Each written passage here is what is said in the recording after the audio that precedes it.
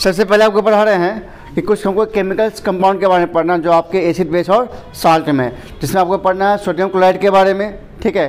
फिर आपको bleaching powder के बारे में, उसके बाद कॉस्टिक सोडा के बारे में, ठीक है, बेकिंग सोडा के बारे में, उसके बाद वॉशिंग सोडा के बारे में और प्लास्टर ऑफ पेरिस के बारे में। ऐसे 6 कंपाउंड्स आपको पढ़ने हैं, जिसमें हमको फर्स्ट कंपाउंड में क्या पढ़ रहे हैं, ब्लीचिंग पाउडर, जिस पे बहुत सारे क्वेश्चंस बनते हैं या जिस पे क्वेश्चन ज़्यादा आते हैं, तो अभी उस टॉपिक को हम पहले डिस्कस कर रहे हैं। तो फर्स्ट टॉपिक क्या हमारा है, ब्लीचिंग पाउडर। तो ब्लीचिंग पाउडर जो है सबसे पहले जानते हैं कि इसका ये बनता कैसे है। तो मैंने यहाँ पे डिफाइन लिखा है कि it is produced by the action of chlorine on a dry slag line. Slag line समझते हो, एक होता है क्विक लाइम, एक होता है स्लैग लाइन। क्विक लाइम होता है CaO, कैल्शियम ऑक्साइड, और जब कैल्शियम ऑक्साइड डालते हैं वाटर में तो क्या बनता है, स्लैग लाइन। तो ये जो है स्लैग लाइन, ये ड्राई स्लैग लाइन है। जब इस ड्राई स्लैग लाइन के ऊपर उस पर हम क्या पास कराते हैं, क्लोरीन से रिएक्शन कराते हैं, तो it will form calcium oxychloride. We will read this calcium oxychloride plus H2O। और ये जब देख रहे हो chemical formula, this formula is known as bleaching powder.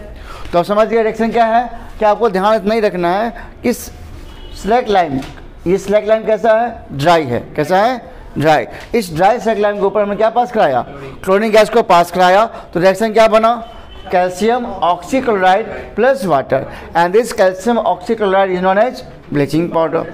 ठीक है, ये आपको बस याद रखना है। एक अगर वो रिएक्शन पूछता है तो आप इतना ही लिख सकते हो इसके बारे में, इसलिए ज़्यादा डिटेलिंग को जाने की जरूरत नहीं है। अब है कि इसका यूज, ब्लीचिंग पाउडर हम लोग यूज कहाँ करते हैं, तो हमने 4 पॉइंट लिखा है। जैसे इसका यूज हम लोग क्या करते हैं, ड्रिंकिंग वाटर में जर्म्स को, जर्म से फ्री करने के लिए, नहीं जो भी वाटर होता है उसमें बहुत सारे जर्म्स होते हैं, तो उसमें अगर ब्लीचिंग पाउडर को मिलाते हैं तो वाटर का जो भी जर्म्स है उसको क्या वो किल कर देता है। ठीक है, उसके बाद है कि it is use for bleaching cotton, जो भी कॉटन कपड़ा होता है उसको ब्लीच करने के लिए भी इसका यूज, कॉटन और लाइन कपड़े को ब्लीच करने के लिए इसका यूज करते हैं। Point number 3, it is use for bleaching wood pulp in the paper factory. और पेपर इंडस्ट्रीज में जो वुड पल्प होते हैं, मतलब जो पेड़ के छाल होते हैं, उसको ब्लीच करने के लिए भी इसका यूज करते हैं। और लास्ट पॉइंट है, it is use for bleaching wash clothes in laundry. Laundry में भी क्या करते हैं, वॉश क्लॉथ्स को ब्लीच करने के लिए। ठीक है, this are the use of bleaching powder in different aspects. याद रहेगा, फिर से रिकैप कर लेते हैं। ब्लीचिंग पाउडर क्या होता है, व्हाट इज ब्लीचिंग पाउडर, या how it is prepared.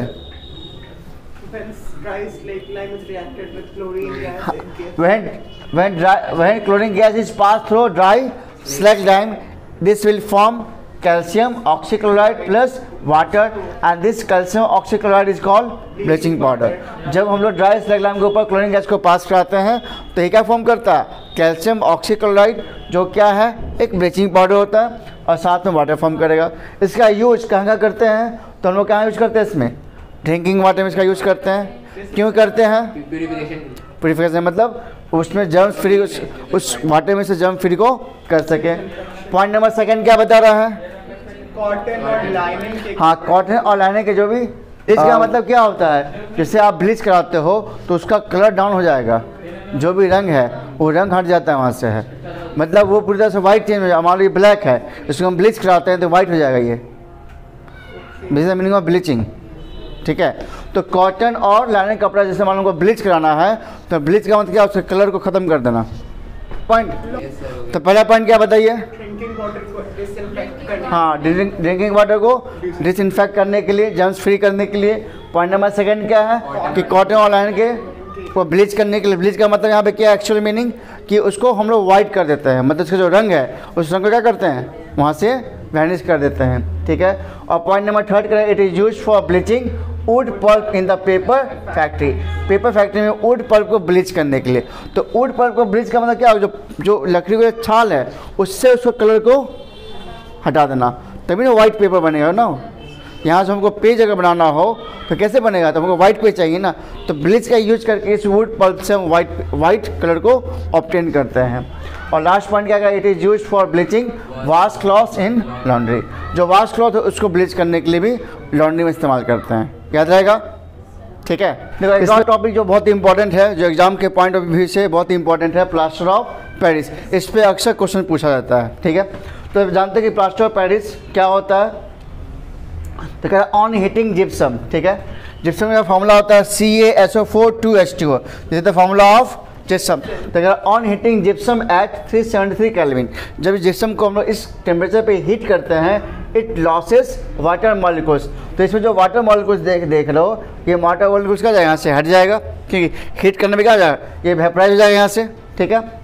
And becomes calcium sulphate hemihydrate, यहाँ से वाटर लॉस जो लॉस होगा तो उसके बाद कंपाउंड क्या बनेगा, CaSO4 half H2O, calcium sulphate Hemy होता है हाफ, हेमीहाइड्रेट, ठीक है, नाम याद आएगा, calcium sulphate hemihydrate, and this is called plaster of Paris.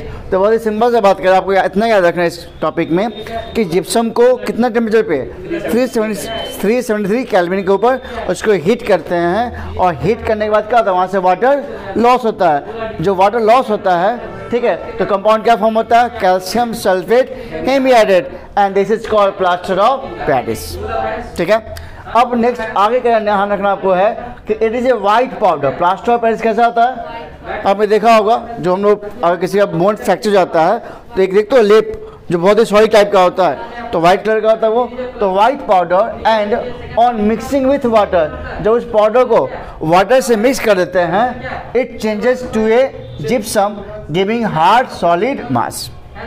है बात समझे, तो वो क्या होगा, जिप्सम चेंज आता है और एक हार्ड सॉलिड मास को बनाता है।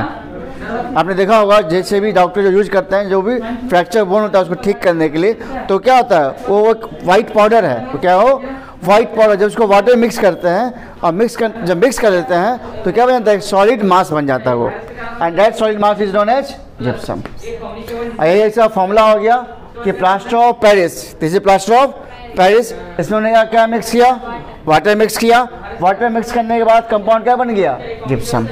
और जो जिप्सम है क्या है, सॉलिड मास है, क्या हमारा सॉलिड मास है, this called plaster of Paris. इसका यूज कहाँ करते हैं, इट इज यूज टू, हाँ, मेकिंग टॉयज, टॉय बनाने के लिए, it is use for making toys.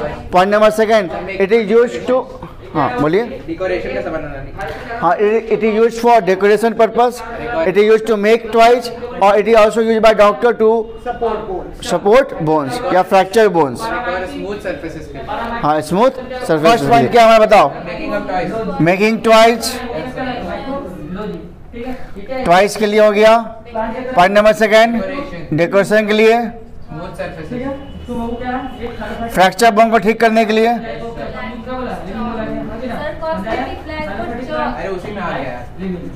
उसके बाद स्मूथ सरफेस के लिए, स्मूथ सरफेसेस के लिए। तो दोनों पॉइंट समझ आ गए ना आज, ठीक है। तो आज हम लोग प्लास्टर ऑफ पेरिस और ब्लीचिंग पाउडर डिस्कस कर लिया, बाकी टॉपिक कल डिस्कस करेंगे।